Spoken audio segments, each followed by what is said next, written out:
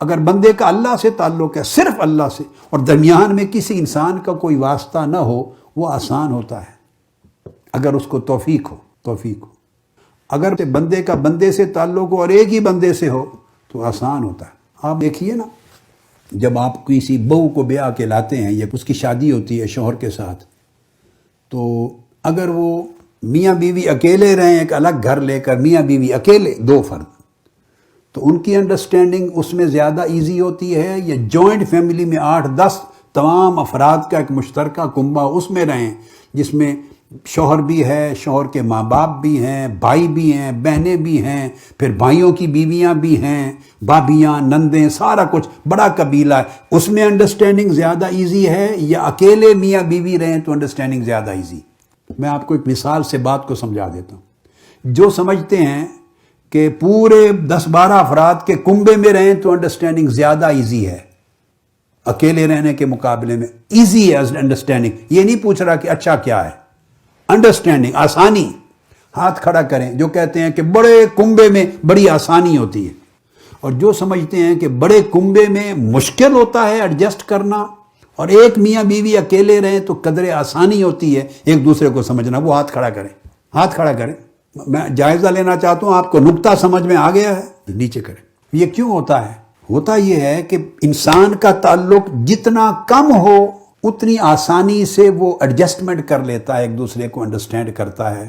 کوئی شوہر ودڈرا کرتا ہے، کچھ فورگیو کرتے ہیں، کچھ میاں کرتا ہے، کچھ بیوی کرتی ہے سرنڈر، مل کے ایک ایڈجسٹمنٹ بنا لیتی ہے، ایک میکنزم بن جاتا ہے۔ اور جہاں اس ایک کا رشتہ یا واسطہ ہر روز 10-12 زیادہ افراد کے ساتھ ہو، تو جتنے افراد زیادہ اتنے مطالبے زیادہ، اتنے مزاج زیادہ، اتنی طبیعتیں زیادہ، اتنی اونچ نیچ زیادہ۔ وہاں یہ خوش ہے تو وہ خوش نہیں ہے، اگر وہ خوش ایک کیا تو دوسرا نہیں ہے، وہ نہیں ہے تو یہ کچھ اس کی بات نکل آئی، وہاں اتنی مشکلات۔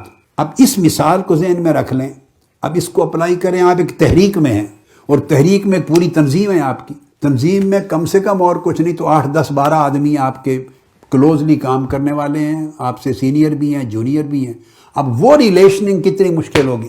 آپ کی جیسے ایک گھر میں ریلیشننگ 8-10 افراد کا گھر ہو تو مشکل ہوتی ہے، تو 8-10-12-15 لوگوں کی ایک تنظیم میں کتنی مشکل ہوگی؟ بولیے، ہوتی ہے کہ نہیں؟ الگ مزاج ہیں، ہر بندے کا ایک الگ نیا رولا ہوتا ہے، بنا کے بیٹھا ہوگا۔ جائز ہوگا ناجائز اس کی بحث میں نہیں بیٹے، نہیں پڑھ رہا، چھوڑ دیں، اس بحث میں کبھی نہ پڑا کریں، یہ میری جائز ہے، اس نے ناجائز، جائز ناجائز چھوڑ دیں۔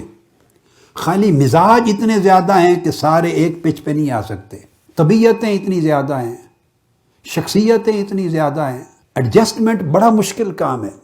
تو جب انسانی رویے اور انسانی تعلقات، جب اجتماعی طور پہ انسان کام کرتا ہے تو بڑا مشکل ہوتا ہے، اس میں شکایت پیدا ہوتی ہی ہوتی ہے۔ جب شکایت پیدا ہوتی ہے تو پھر اس کا کوئی ایک دوسرا ہم نوا ہو گیا، کوئی اور ہم نوا ہو گیا، اس کی شکایت کبھی سنی گئی، کبھی نہیں سنی گئی، جب نہیں سنی جاتی تو شکایت اور بڑھ جاتی، پھر ایک اور شکایت ہو گئی، وہ بھی نہیں سنی گئی، پھر اور شکایت طاقتور ہو گئی، پھر اور شکایت پیدا ہوئی، وہ بھی نہیں سنی گئی، پھر شکایت نے اور سر اٹھا لیا، بڑی طاقت میں آ گئی۔ تو پہلے اختلاف تھا، اختلاف بڑھتے بڑھتے خلاف ہو گیا، خلاف بڑھتے بڑھتے مخالفت ہو گئی۔ انسانی رشتوں کے اندر ہی یہ ہوتا ہے۔ اس لیے تو اسلام میں، دین میں، عبادات کو بہتر کرنے سے زیادہ بڑا مجاہدہ ہے معاملات کو بہتر کرنا، اور اس کا درجہ بھی زیادہ ہے۔ سب سے پہلے نئی ویڈیوز کو حاصل کرنے کے لیے شیخ الاسلام ڈاکٹر محمد طاہر القادری کے آفیشیل یوٹیوب چینل کو سبسکرائب کریں اور بیل آئیکن کلک کریں۔